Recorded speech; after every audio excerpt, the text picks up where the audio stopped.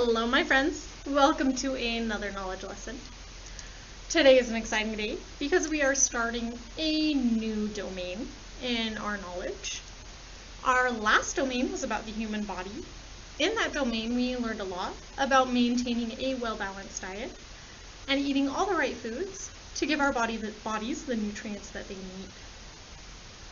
Some of my favorite foods that I like to make sure I include in my well-balanced diet are tacos and egg rolls and spaghetti. Those are some of my favorites. I can get those foods pretty much anywhere in the United States. They are very common foods in the United States. But did you know that those foods did not come from the United States? Those foods all came from other places, other countries. But they are so common in the United States because of many years of immigration. This unit will talk a lot about immigration. Immigration is the act of leaving one's home or country, entering a new country, and making a new life there. The reason we have all those foods ready today in the United States, and I can get them anywhere, is because other people that immigrated or moved to the United States brought those foods with them. They also bring a lot of things other than food. They bring other styles of dress, ways of talking, and different parts of their culture with them when they moved to the United States. And it became a part of the United States culture as well. And we're able to enjoy it, even though it's not from the United States. In our skills, we reviewed, before we started talking about the War of 1812, we reviewed a little bit of American history. We talked a little bit about Christopher Columbus and how when he moved to America and all of the pilgrims that followed after he explored America, they moved for a lot of different reasons. One of the big ones was that they wanted religious freedom. So many people in America started from those pilgrims immigrating from European countries to the United States. We'll talk a lot about immigration in this unit.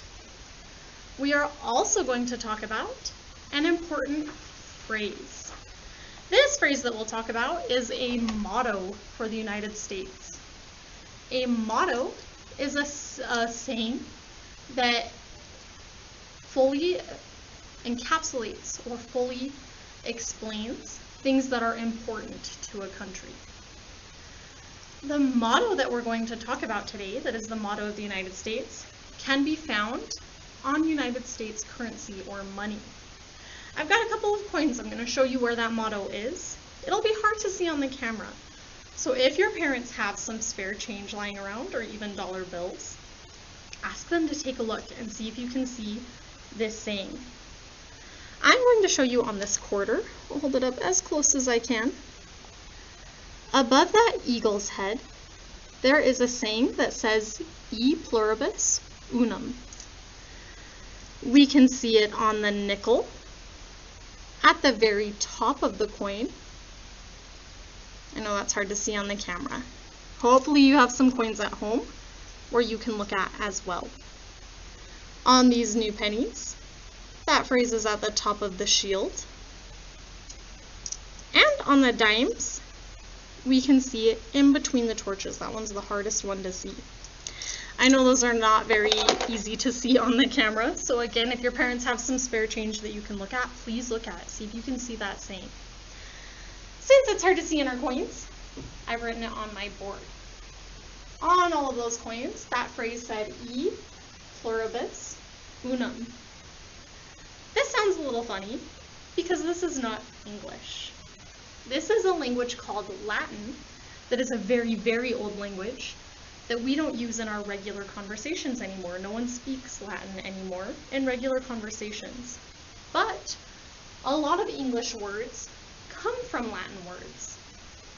So pluribus, do you notice that that sounds a lot like the word plural at the beginning? Pluribus, plural. Pluribus is the Latin word for plural. Let me grab a different color. Pluribus is Latin for plural. Do you remember what plural means? Plural means more than one or many. Unum is Latin for united or together. If you are united, that means that you are joined together. So e pluribus unum can be translated as out of many, one. Out of many, one. That means that we are taking many different cultures and countries and peoples and creating one nation with all of those different peoples and cultures combined. Do you think that's a good motto for the United States? The United States, I personally think it is. The United States was founded on immigration, on different types of people, many different types of people, all immigrating or moving to the United States to form one country. Immigration has helped the United States in a lot of different ways, and we'll talk about all of the ways that the United States was helped by immigration and some of the hardships that immigrants or people who immigrated faced. Let's get started with our first read aloud, but as always, we'll do our vocabulary words first. Immigrants. We've talked about immigrants before. Remember, immigrants are people who move to a new country. Sasha's new neighbor is one of the many immigrants from the West Indies in her neighborhood. Ancestors. Ancestors are the relatives who came before a person. For example, Javier's ancestors lived in a country in Central America called Guatemala. Freedom. Freedom is the ability to choose how to live one's life. In the United States, everyone has the freedom to voice their opinions, even children. Factors. Factors are reasons that something happens or doesn't happen in a certain way. Nutrition is one of the factors I consider when I choose what food to eat for lunch. I'm going to ask you several questions in which you are asked to think about what you would do based on the factor mentioned. If the factor would make a difference in your choice, I want you to say, that would be a factor for me. If the factor would not make a difference in your choice, say, that would not be a factor for me. Our first one is, would you choose to eat a food based on its color? So in this case, the factor is the color of the food. Would you choose to play a game you really liked based on whether you are friends with the other people who are playing?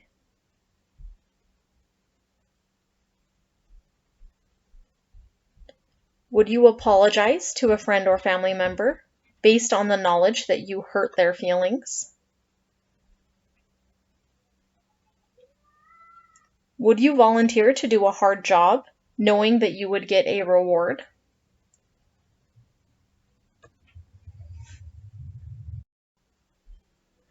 Pull factors. Pull factors are the reasons that draw people toward something else. The promise of a yummy meal and warm hugs were the pull factors that convinced me to go to Grandma's house for supper. Push factors. Push factors are the reasons that drive people away from something. My empty fridge and lack of clean dishes are push factors that convinced me to go to Grandma's house for supper. Here's a question you may never have asked yourself. Why would someone leave the home he or she knew, travel across a wide rolling ocean, perhaps under uncomfortable or dangerous conditions, and move to an entirely new country? This is one question we have to think about if we're going to understand how the United States of America began and how it has become the country it is today, a nation made up of many different people from many different countries. The United States is sometimes called a country of immigrants. Immigrants are people who leave their home country to settle or make a new home in a new country. You may have learned about some of the people who traveled from Europe to the New World. European explorers called North America the New World because it was a new discovery to them. This was long before there was a country called the United States, but there were already people living in North, South, and Central America, and on some of the islands in the Caribbean Sea. We use the term Native American to refer to those, like the Lakota Sioux, who were already living in North America before the Europeans arrived. Maybe you remember the Maya and Aztec people who lived in Mexico, or the Inca, whose empire spread across Peru, Chile, and other lands in South America. To these groups, the places where they lived were not new at all, because their ancestors, the relatives who came before them, had lived there for centuries. Europeans traveled to the New World for many different reasons. For example, Christopher Columbus came looking for a shortcut from Europe to Asia. Spanish explorers, such as Cortés, came looking for wealth. Later, more people came from Europe who were not just explorers. Some wanted to bring their religion to the people already living here. Some were poor men and women who thought there was a chance to make money to take back to their homeland, where they hoped to lead easier, more comfortable lives with their new wealth.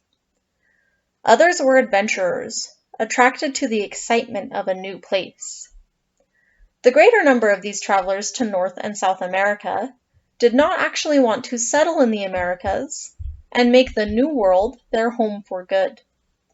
Instead, they wanted to return to their own home countries after gaining some wealth or making new discoveries.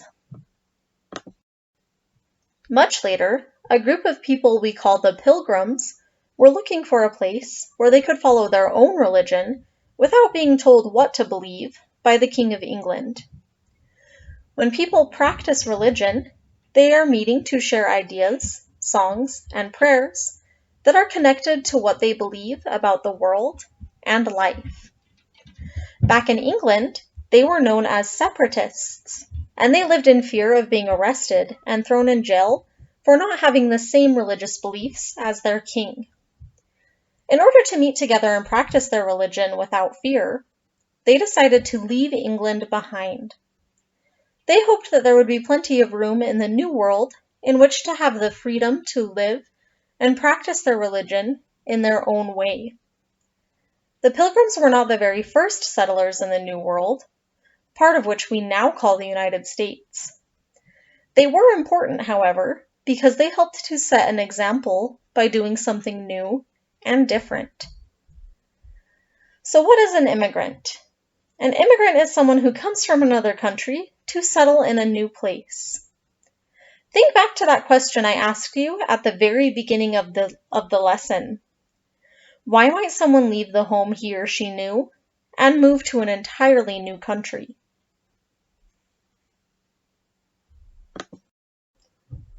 Reasons immigrants leave their homes and come to live in a new country are called push and pull factors. Push factors are the problems in one's home country that would push you out of your country or make you leave. For many immigrants, money problems, trouble in their home government, or a lack of religious freedom push them to immigrate or move to a new country. On the other hand, having more freedom and more job opportunities than are available to them in their homelands might have pulled or encouraged people to immigrate to the United States of America. There are many freedoms, such as freedom of religion and freedom of speech, that are protected by the American government. These freedoms and other opportunities have attracted people to the United States. Although many immigrants come from different places and come from for many different reasons, they all become a part of the United States of America. Americans have come from many nations and have brought many ways of thinking in order to form one nation that allows and encourages different beliefs among people. E pluribus unum, remember that means out of many one in Latin, is a good motto for the United States. Think back to the coins we looked at the very beginning of this lesson. If you look on the back of any US coin or on the back of a US dollar bill, you can find this motto. Today's Americans are sometimes immigrants themselves, or they may come from a long line of immigrants before them. This means that some Americans have ancestors who were immigrants. In the days ahead, we will hear fascinating stories about some early immigrants. We will also learn more about the enormous risks that people took to immigrate to the United States. We will learn about the many hardships or difficulties that immigrants faced when they first arrived in their new country. As you will learn, it's a chance that new immigrants are still taking today. All right, today we talked about immigrants. Remind me, what is an immigrant? What does that word mean?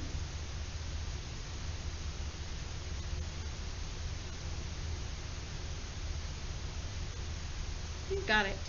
An immigrant is a person who leaves their home or country to settle and make a life in a new country. We talked about a couple of things that would make people want to immigrate. We talked about what we called push factors and pull factors. Remember, push factors are things that make people want to leave the place that they are at. What were some push factors that we heard about today?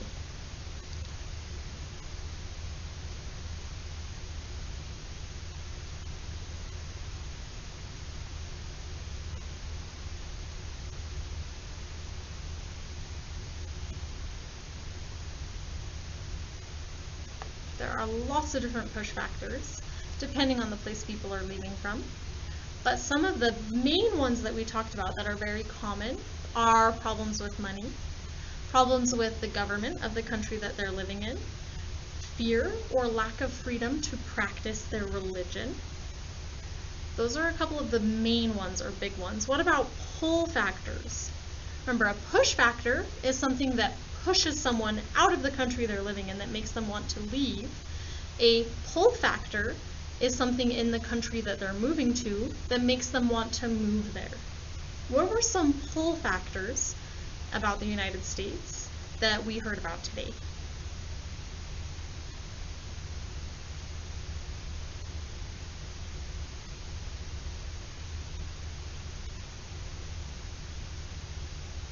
Two of the biggest ones we talked about are freedom of religion and speech and better opportunities for jobs. We talked a lot about this motto today, the United States motto. This motto says, E pluribus unum. What does that mean again?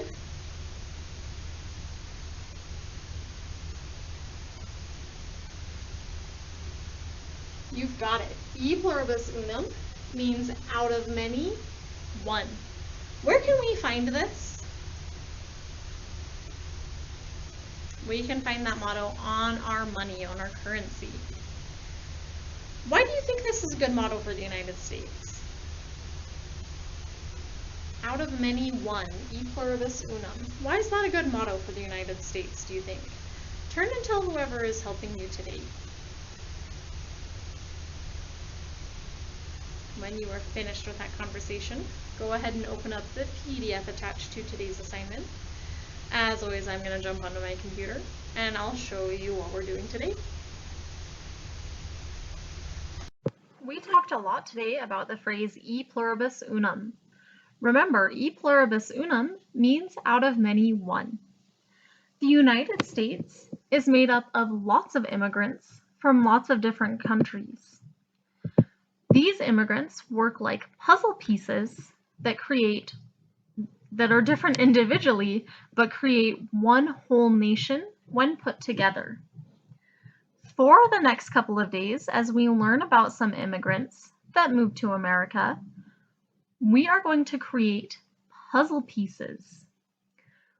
On these puzzle pieces, we're going to take some notes about things that we have learned about their lives and about what being an immigrant in the United States meant.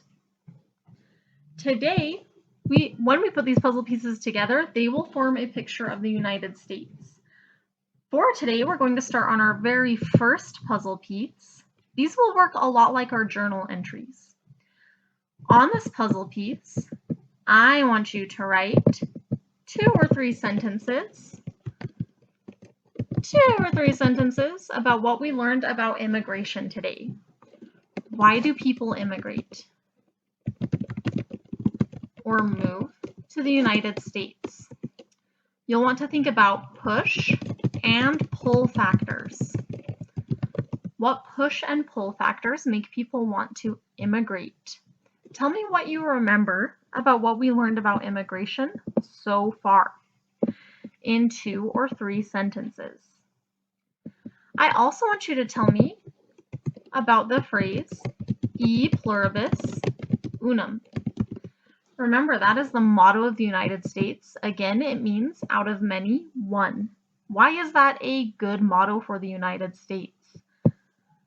When you are finished with your 2 to 3 sentences, if you would like to, you may also illustrate your sentences. You may draw some pictures explaining what you wrote in your sentences or illustrating what you wrote. When you are all finished with your puzzle piece, you might want to save a copy for yourself so that when we are finished with all of our puzzle pieces, you have them all ready and can print them out and cut them out yourself, or we can cut them digitally. When you are finished and you've saved a copy for yourself if you would like, go ahead and turn it in. And that is the last thing you need to do for Knowlege today.